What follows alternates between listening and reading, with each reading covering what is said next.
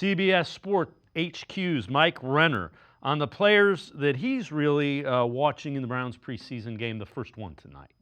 I'll be looking at the guy he's going to be thrown to, Deontay Johnson, one of their free agent signings. He was a guy who, during his time in Carolina or Houston or Baltimore last year, was just a mess. I mean, a guy that you did not want in your locker room. But this is basically his last chance. And if you look at this Browns receiving room, it's not that talented. After Jerry Jeudy, he is probably the second most gifted receiver on that roster.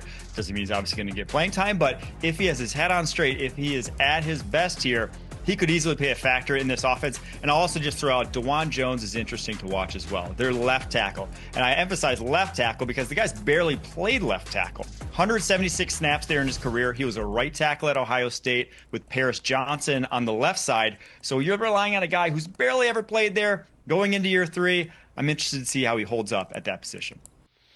Yeah, I would agree. And again, if DeJuan Jones, keep in mind, DeJuan Jones has been injured. He hadn't finished each of the first 2 seasons, so that limits your snaps. If you can't play left tackle, you can't play right tackle if you're injured. But Deontay Johnson is an intriguing guy.